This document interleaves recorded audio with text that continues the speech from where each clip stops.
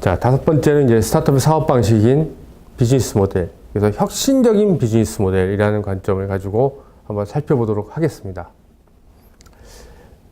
자, 경영 전략 하면은 우리가 크게 뭐 핵심 역량, 그 다음에 뭐 빠른 성장률, 마켓 쉐어 이런 용어들 많이 했지 않습니까? 그런 부분들이 이렇게 변하고 있는 것을 통해서 과연 비즈니스 모델이 기존에 갖고 있는 경영 전략의 흐름과는 어떤 식으로 되어 있는지 한번 살펴보겠습니다.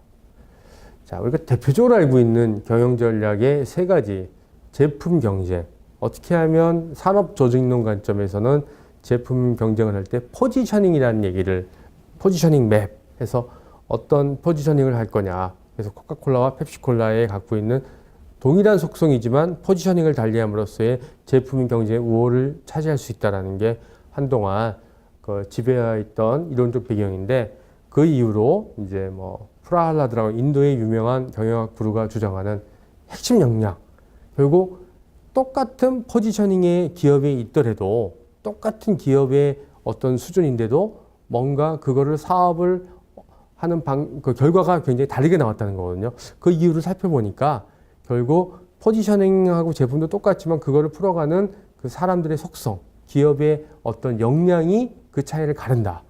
그래서 이때부터는 자원 기반이라는 리소스 베이스드 스토리라고 하는 자원 기반이라는 핵심 역량이라는 얘기를 합니다. 그래서 그 역량이 결국에 뭔가를 가르더라 라는 걸 얘기했는데, 이게 스타트업이라고 하는 하나의 시대에 오면서부터는 이 두 가지가 잘 해석이 안 되는 거예요.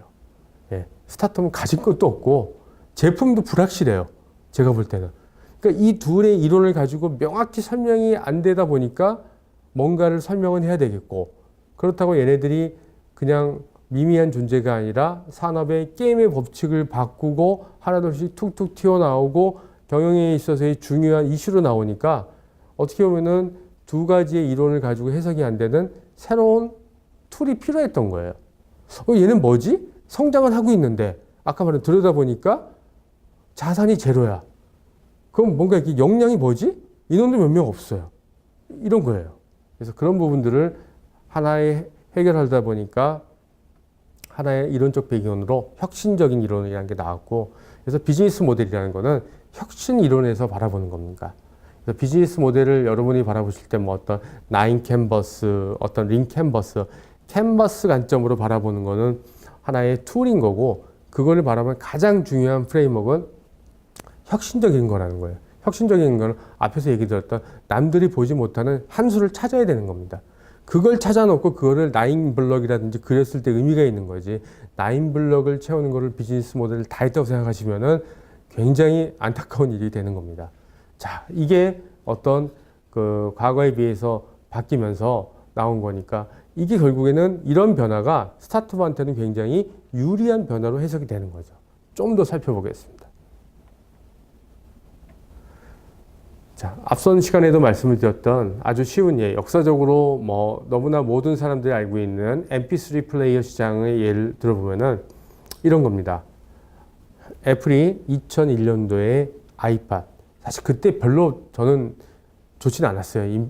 UI 지금은 굉장히 훌륭하지만 그 당시에 나와 있을 때 상황을 보면은 아이팟이 최초의 제품이었을까요? 절대 아니었습니다. 자, 98년도에 미국에 리오라는 제품이 이거보다 더 많은 기능을 가지고 나와 있었고, 2000년도에도 비슷한 게 나와 있었고, 심지어 그 이후에 한국에서는 제가 알기로는 한 30-40개 기업이 난립할 정도의 MP3 천국이었습니다. 골라서 할 수 있는. 그리고 저 N12라고 하는, 집에 저는 아직도 있는데 한때 지하철을 지배하는 핵심적인 액세서리였잖아요. 딱 걸고 하면은 와 쳐다보고. 네. 남들이 안 믿겠지만 한때는 그랬습니다. 저게 별로 몇 년이 안 됐어요. 그 정도로 우리나라가 MP3 플레이어의 강국이었고 종류도 많았고 있었는데 애플이 과연 어떻게 이겼을까? 이 부분이 아까 말한 그 비즈니스 모델의 그 두 가지의 전략이 잘 통용되지 않는 중요한 사례인 겁니다. 자, 원가 절감 어려웠죠. 아마 후발주라서 원가 절감한다는 거 쉽지 않고 여기 들어가는 핵심 부품의 일부는 이미 한국, 대만 등이 생산하고 있어요. 자체 생산하지 않으면서 원가 절감하는 방법은 쉽지 않죠. 기술 혁신, 엠팩퍼에 대한 기술은 이미 이 우리나라를 포함한 딴 나라에 가지고 있었어요. 디자인, 그렇게 디자인이 뭐 이 산업을 뒤집을 만큼의 혁신적이지도 않았어요. 그럼 애플 입장에서는 원가도 안 돼, 기술도 안 돼, 디자인도 안 되는 상황에서의 어떤 식으로 그러면 싸움을 했을까요?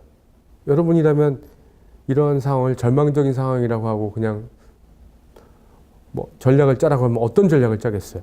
우리가 알고 있는 모든 전략은 다인데. 근데 결론적으로 애플은 승승장구합니다. 특히 애플의 역사를 보면은 이전까지는 컴퓨터 팔고 그럭저럭 회사에서 첫 번째 비즈니스 모델 성공한 게 아이판과 아이튠즈하고 아이파드를 도입해서 한번 성장하고요. 그 다음에 아이폰을 통해서 또 한번 성장하고 최근에도 역시 스티브 잡스 사후에도 잘 나가고 있는 거죠. 자, 그거를 이렇게 표현을 할 때 성장의 이유를 이 그래프는 뭐를 하요? 비즈니스 모델이란 말을 달라요. 비즈니스 모델의 두 번의 체인지가 애플을 딱 올라가게 되고 결국에 이 중간에 정확한 연도는 기억이 나지 않지만 애플이 사명도 바꿉니다. 어떻게 바꾸냐? 애플 컴퓨터에서 컴퓨터를 떼어버려요. 아, 우리는 이제 컴퓨터 정도는 기본이고 이런 것도 하는 회사야 하고 회사 자체가 엄청 변신을 하는 계기가 되는 게 이 아이파드였습니다.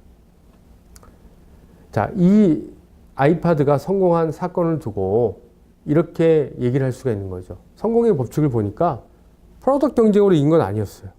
프로덕트 자체가 엄청나게 새로운 거 아니었잖아요. 그다음 뭐 서비스? 결국 음악이랑 컨텐츠는 똑같았는데 이 둘을 뛰어넘는 뭔가의 새로운 방식, 그거를 비즈니스 모델이라고 부른 겁니다. 그래서 비즈니스 모델은 자세히 보시면 이런 거예요. 프로덕트과 서비스 자체가 본질적으로 업그레이드 되진 않아요. 거기서 약간 마이너한 체인지예요. 근데 그거를 받아들이는 소비자가 느끼는 가치는 메이저 체인지인 거예요. 그러니까 제품과 서비스를 막 뭔가를 업그레이드해서 뭔가를 화려하게 바꿔서 성공하는 비즈니스 모델은 극히 적다. 오히려 프로덕트과 서비스는 거의 그대로인데 뭔가 혁신적인 한방을 통해서 바꾸는 게 비즈니스 모델입니다. 여기도 역시 이 얘기가 게임의 법칙이라는 얘기가 여기서 나오는 겁니다. 그래서 비즈니스 모델은 스타트업 입장에서 굉장히 할 만한 방법인 거죠. 내가 새롭게 신제품을 마구마구 연구 개발을 해서 뭔가 새로운 걸 내놔야 된다. 그거 엄청 부담이잖아요. 그만큼 자본도 들어가야 되는데. 새로운 서비스 마구마구 해요. 그런 게 아니에요. 기존에 있는 것들을 살짝 제 표현은 비틀어서 새로운 관점으로 뭔가를 더했더니 엄청 새롭게 느껴지는 굉장히 소비자한테서의 뭔가 밸류를 굉장히 높이는 쪽에 강력한 혁신적인 사고가 들어가 있는 게 저는 비즈니스 모델이라고 봅니다. 그래서 혹시 지금 이 순간에도 비즈니스 모델하면서 신제품 개발에 몰두하고 있다. 잠깐 그거는 천천히 비즈니스 모델에 대해서 모델이 갖고 있는 혁신적인 가치를 먼저 정한 다음에 그거 다음에 여러분이 제품을 그거에 담아가는 방식으로 하는 게 비즈니스 모델의 큰 출발점입니다. 그래서 제가 혁신 이론과 맞닿아 있다고 얘기를 드리는 겁니다. 자, 비즈니스 모델에 대한 교과서적인 정의는 어떻게 내리고 있는지, 교과서적인 정의를 통해서 스타트업이 사업하는 방식이 어떤 건지, 아까 말한 소비자한테 그러면 어떠한 방식으로 비즈니스 모델이라는 거를 설득을 하길래 애플이 그렇게 수많은 쟁쟁한 기업들을, 선배 기업들을 무너뜨리고 지금은 홀로 승승장구한 기업이 됐을까? 이 정의를 한번 보도록 하겠습니다. 자, 비즈니스 모델은 딱 이걸로 거꾸로 제가 했네요. 비즈니스 모델의 정의는 기업이 가치를 만들고 전달하고 수익하는지를 근거로 설명한다 했는데 세 가지 키워드입니다. 가치, 전달, 수익화. 네, 이게 가려졌네요. 네, 여러분들 기억력 테스트 하려고 했습니다. 뭐라고요? 가치를 전달하고 수익화. 그 다음에 그 근거를 설명하는. 자, 이 순서가 되게 중요하다고 저는 해석을 해요. 첫 번째 뭐예요? 가치. 가치를 주고, 그 다음에 그거에 대한 돈 만드는 방법의 여러 가지의 이 프로세스를 만들어내는 게 비즈니스 모델입니다. 그래서 순서가 뭐예요? 가치. 그래서 대표적으로 저희 이제 그 주변에 이제 투자하시는 분들하고 얘기하다 보면 이런 멘토링을 드리는 거죠. 절대 사업을 할 때 돈 벌려고 그러지 말라. 그러면 이제 당황해요, 스타트업이. 아, 근데 돈 벌려고 왔는데 왜 돈 벌려고 하지 말라 그러지? 자, 그 얘기는 이런 의미 때문입니다. 먼저 내가 어떻게 보면은 고객이 필요한지 아닌지도 모르고 돈 달라고 하는 것보다 고객이 필요한지 뭔지에 대한 가치 필요성을 주고 그게 정말 필요한지가 확인되면은 그거를 돈을 받을 수 있는 방법을 찾아내는 하나의 로직을 만들어내는 논리적 설계가 비즈니스 모델에 담겨져 있는 데피니션의 의미가 있는 겁니다. 자, 그럼 뭐가 중요할까요? 고객의 이게 가치가 있는지를 찾아내는 게 첫 번째라는 거예요. 그래서 그 게임의 법칙을 저는 이렇게 해석을 해요. 기존의 것과 다른 어떤 게임의 법칙을 변경해서 새로운 가치를 제공하는 스타트업의 사업 방식이 비즈니스 모델이다. 네, 좀 어려울 수도 있는데 중요한 건 무조건 가치입니다. 가치. 자, 그런데 가치를 얘기하면은 어렵죠. 가치. 뭐 우리가 가치라고 하면 부동산 가치만 해도 왜 강남은 똑같은 아파트에 똑같은 브랜드잖아요. 거기에 뭐 강남에 짓는 아파트는 뭐 철을 뭐 금덩어리로 바르나요? 아니잖아요. 똑같은 아파트에 똑같은 규격인데 강남이 주는 아파트 가치는 뭐 10억대고 뭐 제가 살고 있는 동네는 왜 이럴까요? 자, 그러면 동일한 물건에 소비자가 인식하는 뭔가 가치라는 건 소비자가 인식할 때에 단순히 제품이 주는 그 이외에 플러스 알파가 있다는 것을 생각할 수 있죠. 강남은 왜요? 여러 가지의 거기 살게 주는 그 건물이 직접적으로 주는 혜택 말고의 플러스 알파가 있다는 거잖아요. 자, 그래서 가치를 얘기할 때는 첫 번째, 고객으로부터의 어떤 가치가 되게 중요합니다. 왜냐하면 만드는 사람에서의 이 제품이 주는 가치는 이렇게 생각하더라도 고객이 그 가치를 인정하지 못하면은 비즈니스 모델이 성립이 안 되는 거예요. 과거에는 뭔가 제품과 수요가 불일치해서 뭐 참고로 제가 예전에 다녔던 CJ 제일제당 같은 경우에 설탕을 만들어서 갖다 놓으면은 팔리기가 바빴어요. 그러니까 마케팅도 필요 없고요. 뭐 포장도 그냥 대충 해서 갖다 팔렸어요. 그런 시대에서는 이런 게 의미가 없었어요. 왜냐? 만들면 팔리니까. 근데 지금 같은 시대는 어떻게 돼요? 과거의 시대하고 달리 어떻게 하면 고객이 원하는 가치를 주지 못하면은 아무리 잘 만들고 아무리 잘해도 망한다는 얘기예요. 그래서 비즈니스 모델이 주는 첫 번째 순서에 왜 커스터머 세그먼트가 있을까요? 모든 가치의 원천은 고객으로 나온다라는 게 비즈니스 모델이 바라보는 혁신 이론의 첫 번째 출발점입니다. 근데 고객은 저게 쉬운 것 같지만 여러분도 고객이지만 고객이 자기가 원하는 거를 알 수 다 아나요? 알아서 막 나 이거 해달라고 얘기하나요? 그렇지 않다는 얘기예요. 심지어는 고객 자신도 내가 원하는 게 뭔지를 잘 몰라요. 그건 네가 알아서 해줘. 이런 거잖아요. 거기서부터의 혁신이 나오는 거죠. 혹시 이렇게 설문조사에서 이것도 해주세요. 저것도 해주세요. 하다 보면은 어떤 현상이 나오냐면 미투. 그냥 이 세상에 있는 모든 제품의 장점을 잔뜩 모아놓은 제품이 되는데 그럼 성공할까요? 절대 성공하지 않습니다. 그래서 고객도 모르는 잠재적인 욕구를 우리가 찾아서 발굴해서 그거의 가치를 전달해서 딱 그게 먹혔을 때 성공하는 거거든요. 그래서 어렵다는 겁니다. 자, 유명한 그 크리스턴 클레이튼 하버드 경영대학원 교수가 이런 얘기를 했어요. 비즈니스 모델의 코어는 뭐냐? 고객 가치를 어떻게 심플하게 전달하냐? 명제는 명확하게. 딱 듣고 딱 알아야 되는 거예요. 아, 우리 서비스의 가치는 이겁니다. 우리 스타트업 IR 할 때 이 부분이 전달이 잘 안 된다. 그럼 아무도 이해를 못 하는 거예요. 아무리 좋은 얘기를 해도. 그러면서 좀 어려운 얘기를 했어요. 자, 고객들은 물건을 사는 것 같지만 물건을 사는 게 아니다. 아까 아파트 얘기했잖아요. 똑같은 A 브랜드 아파트인데 뭐 그게 강남에 있냐, 여기에 있냐, 다른 경기도에 있냐에 따라 가지고 찾는 이유는 그 아파트를 사는 것 같지만 결국에는 그들의 잡이라고 하는 걸 삽니다. 이 잡이라는 게 일자리가 아니라 고객이 궁극적으로 원하는 가치를 사는 거예요. 자, 강남의 아파트를 뭐 20평의 작은 아파트를 비싼 돈 주고 사는 이유는 뭘까요? 거기서 얻는 뭐 학교라든지 여러 가지의 어떤 그 상징적인 의미 때문에 사는 거죠. 자, 그런 좌합들을 우리가 뭐 인터뷰하면 다 나오나요? 나오지 않는다는 얘기예요.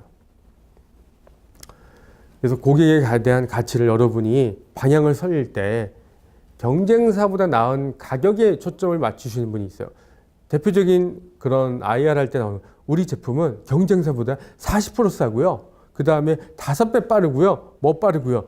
저 이런 얘기를 저기 대전에 있는 어느 동네 가면은 그 모 연구소에 들이 많이 있는 그런 동네에 가면은 IR 하면 이런 얘기를 해요. 기존에 나와 있는 것보다 빠르고요. 싸고요.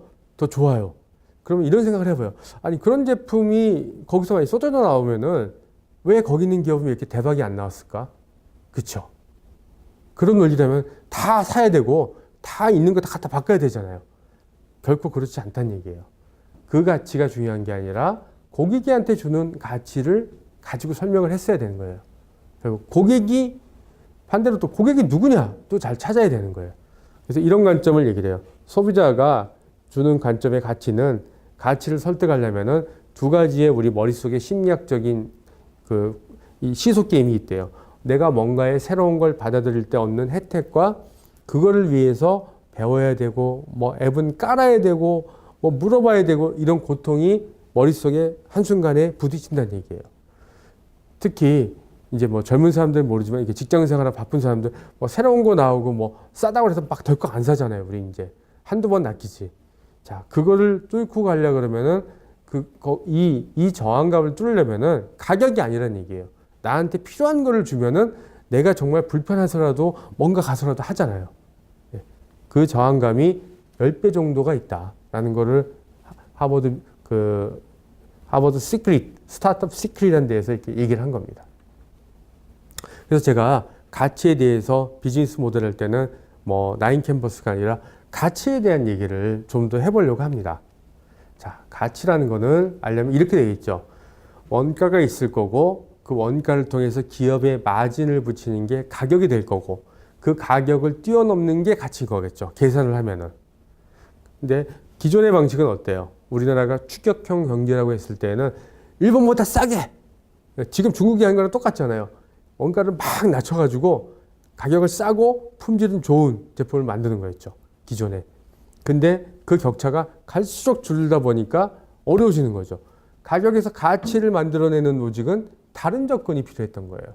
밑에서부터 올라가는 게 아니라 뭔가 위에서부터 탑다운식으로 내는 이런 방법을 스타트업의 혁신적인 방식이라고 하는데 저는 원가하고 가격의 어떤 갭을 늘리는 방식의 접근이 아닌 가격은 그대로 하고 가치를 높이는 방식.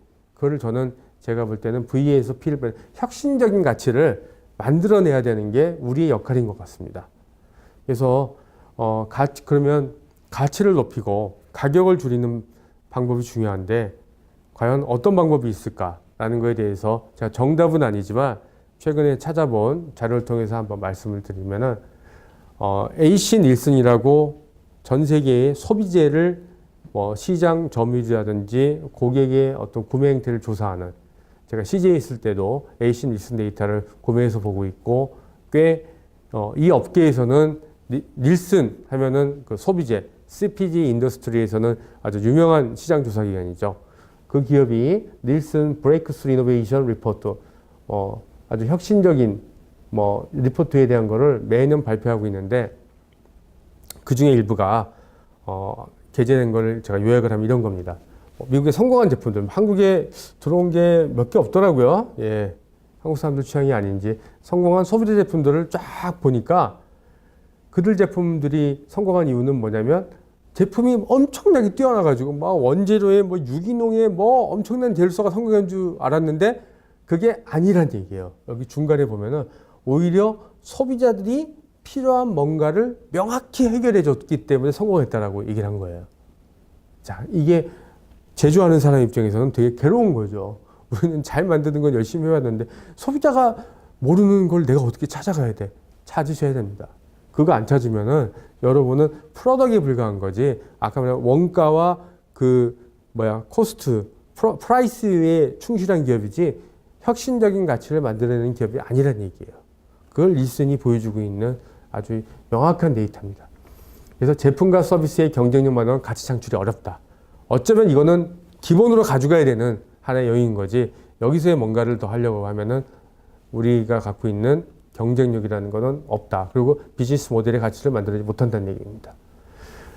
자, 아주 쉽고 간단한 얘기, 우리 와이퍼 얘기를 들어보겠습니다. 제가 와이퍼 기업의 동의를 받은 건 아니지만 자, 여러분 대리 손세차라고 하는 이 서비스가 한 3년 전에 출시가 돼 있죠. 와이퍼라고 하는 직관적인 서비스인데 이 서비스를 요약하면 이런 거예요. 제가 있는 자리에서 모바일 앱으로 자동차 그 세차 서비스를 예약을 하면은 제가 가는 게 아니라 누군가 와서 픽업을 해서 차를 가져가서 세차해주고 뭐 한두 시간 뒤에 갖다 주는 거예요. 그 과정에 혹시 뭐 세차하는데 뭐 불신도가 떨어질까봐 그 세차하는 과정을 사진도 찍어서 보내주고 운전하는 사람이 뭐 대리운전처럼 사고 날까봐 중간에 막 촬영을 해줘요. 그만큼 신뢰도를 가지고 서비스를 해서 진입했는데 중요한 거. 그래서 딜리버리 비가 공짜라는 거예요. 지금은 좀 바뀌었지만 초기에. 그럼 저 같으면 하죠. 자, 하는데 이게 공짜라서 하는 것도 있지만 자세히 보면은 여기에는 3, 40대 중형차를 가진 직장인들의 어떤 부분의 가치를 여기가 건드리면은 좀 더 이 사업이 혁신적인 비즈니스 모델이 될 거라는 거예요. 단순히 이 사업을 여러분이 새 차라고 보면은 혁신적인 가치는 없죠. 아마 그거를 카피하는 것도 굉장히 쉬울 거예요. 뭐, 나도 공짜로 할래요. 할 수도 있잖아요. 근데 제가, 이 아이디어를 어떤 식으로 만약에 가치를 설계하는지는 이따가 한번 또 보여드리도록 할 텐데 이 서비스가 지금 나름대로 계속된다는 거는 단순히 세차가 아닌 세차 외에 주는 뭔가 혁신적인 가치가 있다. 자, 그거는 뒤에 몇 가지 사례를 하면서 따로 한번 얘기를 하겠습니다. 그래서 아마존에 보면은 이런 책이 나와요. 우리가 사업을 바라보는 관점에 대한 얘기죠. 자, 여러분 비즈니스 할 때 사업하지 마세요. 뭐예요? 고객의 문제를 해결하려고 하세요. 이런 메시지를 남겼습니다. 이게 뭐예요? 사업의 방향이 고객의 문제에 포커스되어 있는 것만이 명확한 스타트업의 사업 방식이고 그게 비즈니스 모델하고도 맞닿아 있다는 얘기입니다. 그래서 뭔가에 여러분의 관점을 가질 때 내가 기술을 만들고 그 기술에 관련된 뭔가의 문제점을 찾으려고 하면은 찾아질 것 같지만 의외로 잘 안 찾아져요. 왜냐? 내가 있는 거를 중심으로 바라다 보니까 굉장히 제한적이에요. 근데 기술을 잠깐 밀어두고 고객이 가지고 있는 문제점이 보면 고객이 가진 문제점이 한두 가지가 아니잖아요. 그 문제를 놓고 그 중에서 내가 해결 가능한 방법이 뭐가 있는가를 거꾸로 기술을 찾아본다고 하면은 문제를 보고 문제에 맞는 기술을 찾는다고 하면은 여러분 굉장히 사업의 아이디어가 더 풍부해지고 더 큰 사업의 기회를 가질 수 있다는 겁니다.